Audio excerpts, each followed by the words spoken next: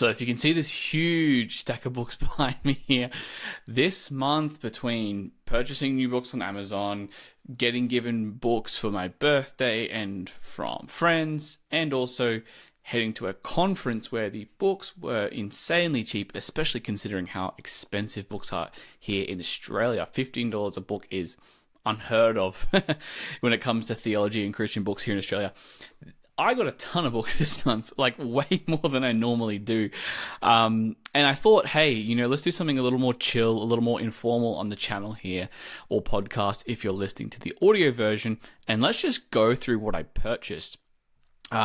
These books I will probably add, if they're not already there, to my reading lists in Reformation Book Club. So if you aren't a Reformation Book Club member, I'll leave a link to join that down below in the description. If you want to read more books to the glory of God, develop your intellect and wisdom in a God-honoring way by reading more books and reading them to a deeper level, that is the community for you. But without further ado, let's dive into this month's book haul, June book haul, let's call it that. Let me grab the first one here. Reformed Preaching by Joel Beeke. I don't know if you can see that there. This one I've been wanting for ages. I've heard it strongly recommended by preachers I've heard of, preachers I know, as just a solid book to look at the history of preaching. One thing, and by the way, the reason I wanted this book is because I'm actually going to be preaching for the first time in 2 weeks at my local church, which I'm really excited for.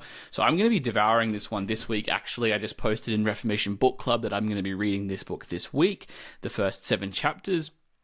And yeah, I think this book's cool because, and I like, don't get me wrong when I say this, it covers preachers other than Spurgeon. Now, I love Charles Spurgeon. There's probably billions of books at this point about his preaching style and his, he's the Prince of Preachers. What can we say? This book goes into people, and I'll just read from the contents here. People like Calvin, Beza, Sibbs, Bunyan, like Puritan era preachers, as well as more modern preachers like Lloyd Jones, Edwards, Ryle, people like that. So it's really cool to have a more holistic view of what Reformed preaching looks like. I'm really keen to read this one. Love Beeke's work as well, so I'll be reading that this week. And that's the first one. I got that from my sister for my birthday, so thank you, my sister, for that book. All right, number 2. Man, it's going to take a while to get through these. We'll probably have to do some sort of speed. There'll be some sort of speed to this. The Whole Christ by Sinclair Ferguson. I got this from that conference I mentioned. Again, to get it for $15 here in Australia was ridiculous. Normally it'd be like $30, $40 sometimes to get a book like this. This one's about the marrow controversy, which is honestly a topic that I really do want to dive more into. If you're not aware of what the marrow controversy is, a brief summary is that it's a debate where a book was written about the gospel and how the law and the gospel relate, and it really articulates this thin line between legalism and antinomianism. Antinomianism being you don't believe you have to obey any law. There's no law of Christ, there's no law of God that Christians are obligated to obey, even in the new covenant community. Now, this is, this tends to divide people, this book, because, there's people who are more on the legalistic side who would say, if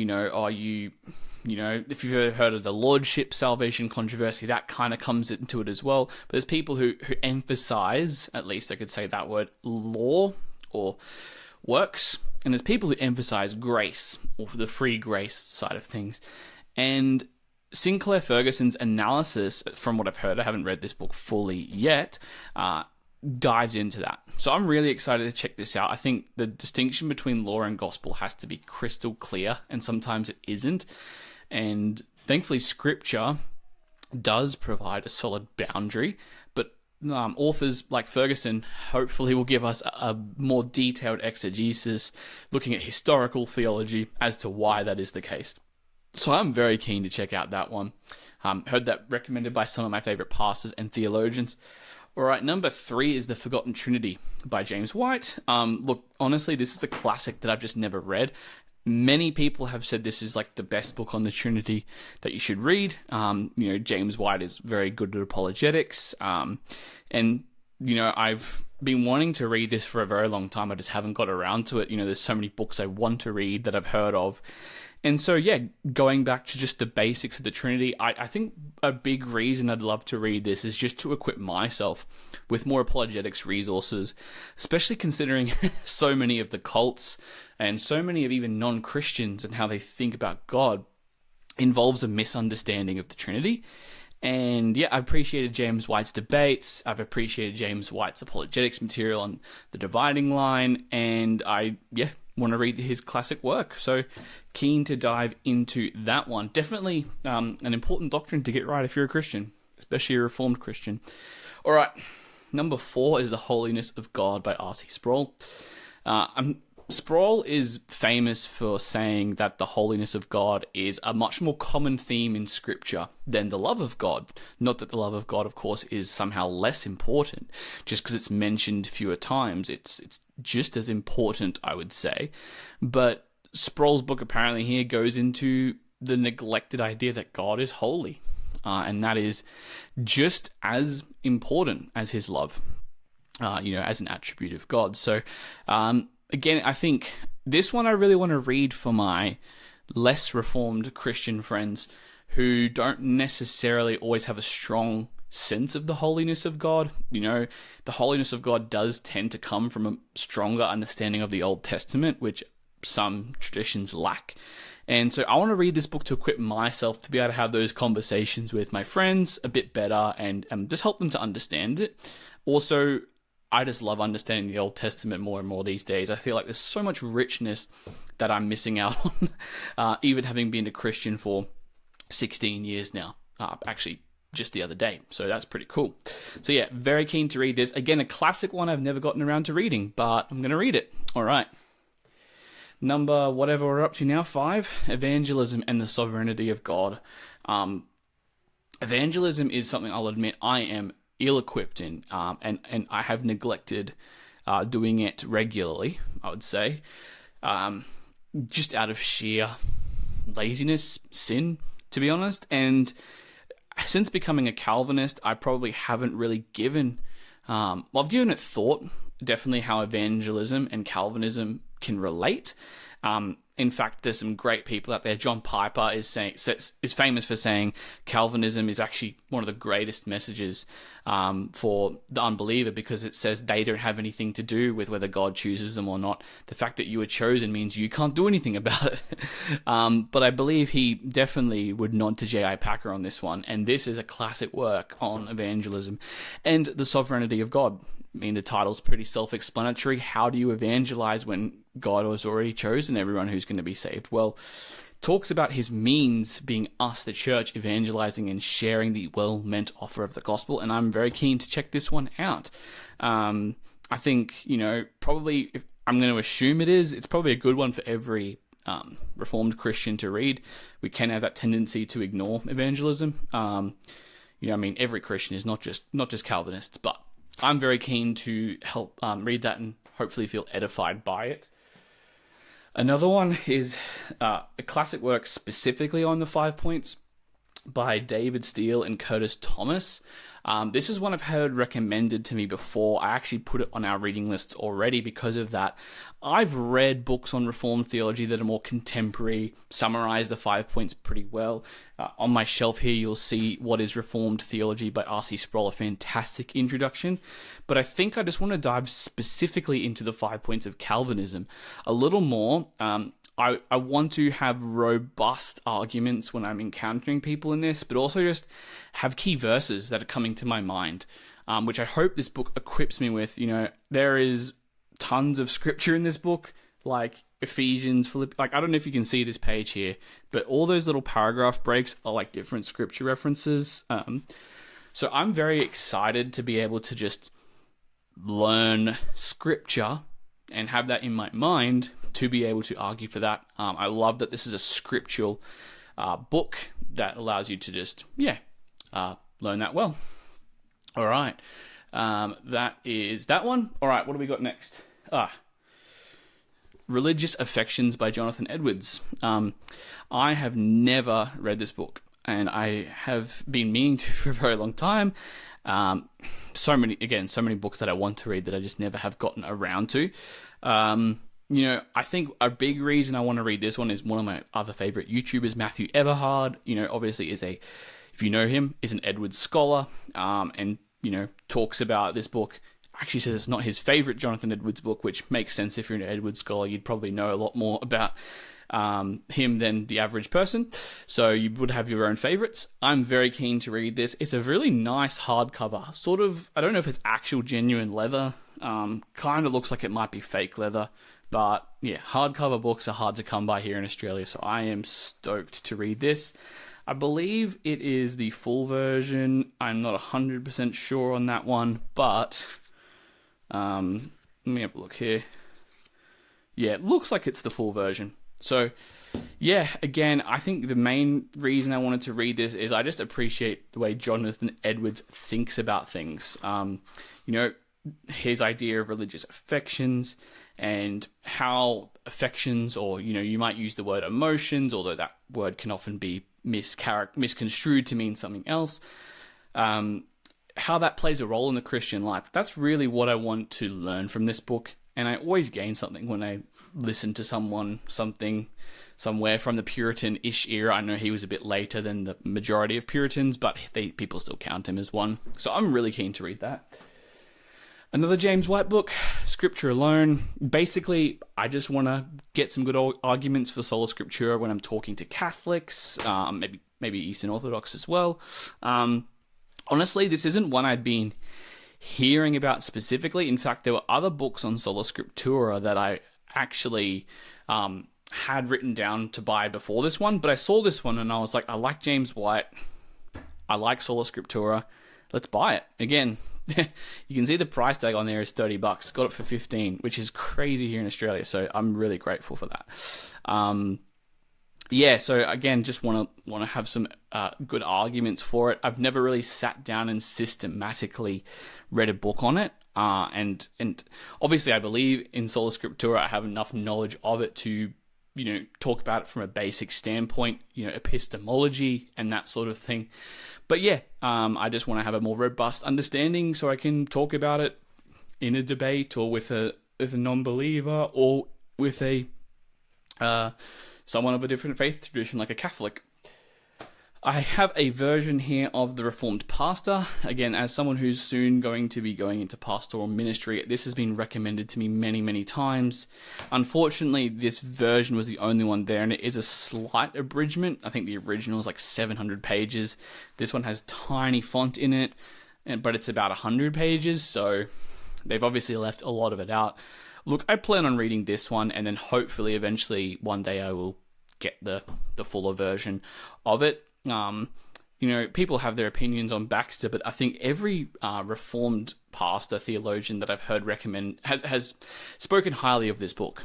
Baxter has some weird views on justification by faith. In fact, it almost sounds Catholic, but apparently those arguments don't play a huge role in the Reformed Pastor, and it's mostly just a book on how to be a Reformed pastor and the different aspects of pastoral ministry from his perspective. If I look at the table of contents really quickly, I'll just read out a couple here. Do not neglect the execution of discipline any longer. Church discipline. So another one, the need for unity and communion among pastors. Great. Our relationship to the flock should quicken us. So there's a few little sections from this book, which that sounds really interesting to me, probably very helpful. Spurgeon famously read this once a year, I think. And I imagine he probably didn't read an abridgment, so he probably read the full 700 pages, and in classic Spurgeonic fashion, he probably can remember every single page. There you go. The Ten Commandments by Thomas Watson. I was doing a training on the Second London Confession at another local church, not my own actually. And there was this quote on the fourth commandment from Thomas Watson, which basically said to me, I need to read this book. I was like, this is just beautiful writing. It explained the fourth commandment beautifully, and so I was very inspired to pick up a copy of this as soon as I could. This, I think, is generally considered to be part of his fuller work, A Body of Practical Divinity. I believed, yeah, so first published as a part of that in 1692. So this is big enough in and of itself. I'll probably start here, then maybe I'll eventually work my way up to A Body of Practical Divinity. Really want to understand the Ten Commandments, and just if that commentary I read on the fourth commandment was anything to go by, I'm definitely keen to read that one. All right, to the Christian Warrior's Manual by Spurgeon. This is actually a reprint, an edited version that a local seminary here in southeast Queensland, Australia, has just, it's their first publication. So that's Haddon Institute, shout out to them. So this is hopefully going to be a really practical book on the Christian life, how faith and how our Christian walk is. There's a lot of analogies you can draw from it being a battle. False teaching, worldliness. We're battling these things in the Christian life with the weapons of Scripture, with the weapons of God. So I think, from what I've read of Spurgeon in the past, I'm really going to enjoy this book. Really practical work. And yeah, not much else to say on this one. Just very keen to read it. To be honest, it was a gift as part of the conference, so I got that one for free, which I'm excited about. I am not a good Latin pronouncer, if I can say that, if that's the correct English. I'm very excited to read this book. Kruxmoors in Theory by Samuel Renahan. Again, just blast me in the comments if I'm getting the Latin there wrong. So this is a book I've been wanting to read. Our pastor did a sermon on 1 Peter where it talks about the descent of Christ. I think it's 1 Peter 3 or 4. Correct me if I'm wrong there. It's in 1 Peter somewhere where it talks about, Jesus visiting the spirits in prison. Was that in his descent? When did that happen? And it really got me thinking about that whole theology of Christ's descent. So I'm very excited to read this. The cover is like one of my favorites. I wish I had a hardcover version of it, but it's just like a sick cover. Honestly, I really, really like it. Samuel Renahan's other work. He's probably one of my favorite Reformed Baptist authors. I'm a Reformed Baptist, of course. And yeah, his other book, The Mystery of Christ, fantastic book on covenant theology. Yes, it's Baptist covenant theology. Sorry, Presbyterians, but his work there was fantastic. I've got some other books on the shelf from him that I am yet to read. I really want to read his other book on God Without Passions, talking about the immutability of God and the impassibility of God. So I'm very excited to check out his other works, including this one. That's a fascinating concept to me. Like, where was Jesus between his death and resurrection? I'm hoping to get some more solid, historically, theologically accurate answers from that. Okay. This one I got given from a family friend through my sister. It's Christian Theology by Erickson. I forget his first name. It begins with W. I could be wrong there. Erickson is not a super reformed author, but he's reformed-ish. I would say he's Calvinistic-ish. But I've heard this one recommended quite a lot. I've seen people read it and refer to it in books and stuff like that. This is one I'll probably read eventually. There's other sort of more systematic theologies I'll probably read first, but it'd be a good reference book to have, I imagine, on certain topics. I love cross-referencing different systematic theological concepts between different ones. So this will be really interesting. I don't know whether this one would be classified more biblical theology or systematic theology. Could kind of go either way. If you do know, or you have read it, let me know in the comments. Keen to check that one out. This one was a nice gift. Again, another one I've been wanting to read for a very long time. I had it on my list. This is Church History in Plain Language by Bruce Shelley. I just want to read this for something more comprehensive on church history. You know, I could go into Eusebius. I think 2,000 Years of Christ's Power is another series of church history books, which is probably a lot more in-depth than this. But I feel like of all the books on church history I've seen, this one balances brevity with comprehensiveness, with depth. So I'm very keen to check this out. I've read church history books that are more intro level, like Church History 101 by Beakey and a few other authors. That one's like very short, so I would not say that's like comprehensive. Just kind of goes through century by century and gives you a brief overview. This one definitely, you know, what are we at? Like 500 pages for this one. So I'm very keen to get a more robust historic understanding of church history. I have taken courses on church history before, so I haven't just learnt it from books, but I'm hoping this one just helps solidify some concepts, reminds me of some things I have forgotten, which inevitably happens because church history is so rich and in depth, but also learn a ton of new stuff. That's really what I want to get from this. And again, I just want to have a book that I can sort of point to as a nice middle ground between simplicity and comprehensiveness. And I'm hoping I find that in this book.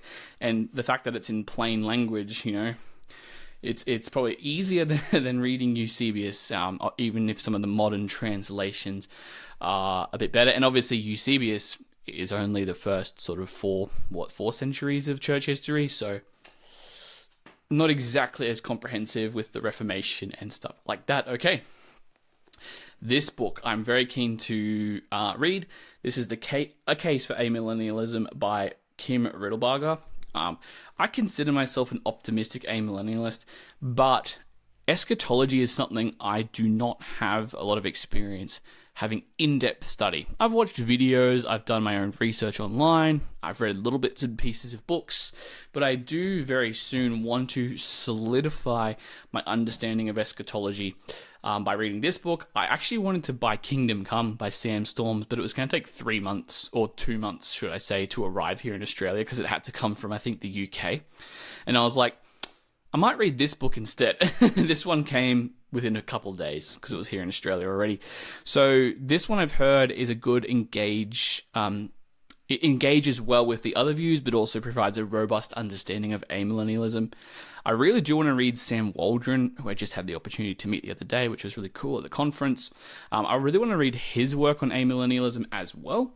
But yeah, I want to start with something more classic because his book was written just the other day. He's also got some other end times books as well. But yeah, this one has some nice graphs in it. I have flicked through this one. So you get your classic eschatology charts in here. You got your dispensational pre-mill, classic pre-mill, post-mill, and a-mill. So I like that it engages with different eschatological views, provides a nice definition of eschatology in the intro, and then basically spends the majority of the time exegeting the key passages when it comes to eschatology. So Daniel, second half, the Olivet Discourse, other prophecies, Revelation, all that good stuff. So very excited to read into this. It is fairly in-depth, but not crazy. It's not like a heavy textbook or anything. So very excited for that. This is one I read last week, actually, The Lord's Day. That's why my bookmark's in it, by Joseph Piper. Very keen. Oh, I was very keen to check this out. Believe it or not, it took 3 months to arrive, so that's why I didn't buy Kingdom Come by Sam Storms, because yeah, I didn't want to wait 3 months for a book. This one wasn't meant to take 3 months. It just got lost in the shipment, and yeah, that's just how it went. I really am interested in Sabbatarian theology. I've read a few different books recently on it. Getting the Garden Right by Richard Barcelos was one of the biggest ones I've read on that topic. The book in the background there, you can see the new exposition of the London Baptist Confession of 1689 by Ventura, has a great section on the Sabbath when it exegetes the part of the confession that goes into the Sabbath theology. So I'm really interested just in learning a robust defense of it. I do want to read some anti-Sabbatarian books to sort of strengthen my perspective as well. Really want to read D.A. Carson's From Sabbath to Lord's Day at some point. But this one is brief. I'd probably say this is the best book to start with if you're looking into the argument for why the Lord's Day is the Christian Sabbath. It presents all the major arguments in a nice, easy to understand way without missing any major depth. Richard Barcellos' book, Getting the Garden Right, is more comprehensive, theological, and systematic. So I'd probably say that's better if you want to go deep. But this book, yeah, if you want to get into Sabbath theology, Sabbatarian theology, The Lord's Day is a fantastic book. Goes through the fourth commandment, goes through the change of day, goes through why the passages that everyone points to about the Sabbath being abolished aren't actually about the Sabbath principle being abolished. No, that's a contentious topic about the Sabbath. So if you're on either side, go check that one out. Pray it encourages you either way. We're getting there. Don't worry, the last little bit down here is actually all one set. So we've got 3 or 4 books left in reality. Christianity and Liberalism by J. Gresham Machen. Again, another classic that I just really wanted to read because liberalism is still a problem in our day. It influences the mainland churches in the US. Same thing here in Australia. For the most part, it's very influential. Especially nowadays, we've got the social justice movement influencing the mainland churches here. And I just really love Orthodox Christianity because I think it's biblical. And yeah, I've always wanted to read this book. It doesn't seem like it's a crazy long book. I think it was written to sort of be read by the average churchman. So very keen to read this. This one's got a foreword from Carl Trueman as well. Again, I picked this one up for very cheap at the conference I went to. All right, 3 more kind of technically. Chosen by God, R.C. Sproul. Again, one I've just never read. I've read other Sproul works, but I've never really read his most popular works for whatever reason. This is one I purchased on Amazon because I was like, you know what? Again, I just want to have some good books I can point people towards when they ask me questions about sovereignty, Calvinism, predestination, election, those sorts of things. So I'm keen to check this one out. I like Sproul's accessible style. Yet again, he doesn't shy away from truth. He's very strong in his arguments and presentation, generally speaking. And he's been a blessing to the church. May he rest in peace. So, yeah, he's with the Lord now, obviously. But I think he still helps the church in manifold ways. Chosen by God, R.C. Sproul. Very keen to check that one out. As you can see, R.C. Sproul is a very common theme today. Third one, the consequences of ideas. This one is about how ideas from history have consequences. The greatest thinkers across different disciplines, whether it's the arts, education, theology, have influence today. And he basically goes through philosophy, different theologians, and just talks about how their ideas have consequences, right? A few he goes through is Plato, Aquinas, Descartes, Immanuel Kant, Freud. So it's very, historically comprehensive. Obviously, he can't cover every single theologian or philosopher, but I think I did read an interesting book called Remaking the World by Andrew Wilson, which kind of talks about the influence of things like the Enlightenment, Romanticism, and I think that really got me on a bit of a train of, hey, these ideas that have been in history, how are they influencing how we live our lives today? And this book hopefully will give me a few more answers. All right. One more set. Hold on. If you're watching the video, you'll be able to see this. If you are on the podcast, audio only, you will not be able to see this. What I have here is the complete 7 set of John Owen's commentary on Hebrews. Now, I mentioned the book Getting the Garden Right. I believe it's also mentioned in The Distinctiveness of Baptist Covenant Theology. Maybe it's referenced. In fact, I think it might be referenced in The Mystery of Christ by Renahan. John Owen's Hebrews commentary, to be honest, Presbyterians, Continental Reformed Baptists alike, is just a gold mine. And the fact that I could find all 7 books for $15 each, again, here in Australia, you'd be spending $300 on a set like this. I got it for $100, which is such a blessing. So I'm very thankful for that. This is the Banner of Truth edition. It's hardcover with all of the what's the word I'm looking for? The thing on the outside of the hardback. The dust jacket. I don't know why that word evaded me. It's got all of them on. They're in mint condition. So I was really thankful to pick this up. Like, what a blessing. I've seen his Hebrews commentary, again, diving into Sabbatarian theology, especially on Hebrews 4, 3 and 4, and how that plays into it. I'm very keen to dive into that. Maybe, God willing, if I'm in full-time pastoral ministry one day and I'm doing a series on Hebrews, this book will be getting used and abused, or this set, should I say, will be getting used and abused. So I've recently read The Mortification of Sin by Owen with Reformation Book Club, and his writing, while it obviously is dated in terms of its Puritan era, I still find his writing quite accessible. If you can bear the Old English, you do get used to it. Definitely reading it a bit slower than you would sort of an R.C. Sproul book, of course. But yeah, John Owen is quickly becoming one of my favorite Puritan theologians, if not one of my favorite theologians of all time. So very keen to check that out. That's one I'm probably going to be using the rest of my life. So that is all the books. We've gone 30 minutes here now that I've gotten in June. Again, this is a huge haul this month. Very grateful for the gifts I was able to get. You might see me reading some of these in Reformation Book Club, so I encourage you, if you are not in Reformation Book Club, go sign up below. Also, if you just want a quick start guide to getting into reading, if you're watching this and you're like, I wish I could read as much as you ate. Well, Rome wasn't built in a day. I would encourage you to sign up for free for the 5-day Reformed Reader Challenge. That is a simple... it's very simple. You'll get 5 emails over 5 days. I'm going to send you the first one right now once you've signed up and entered in your email. Each day is going to help you build and work towards building a reading habit in your life. The first day, you're going to understand the argument of the importance of reading from Scripture. Second day, you're going to know what to read. Third day, you're going to carve out time to read in your life. Fourth day, you're going to read. And the fifth day, you're going to review your reading.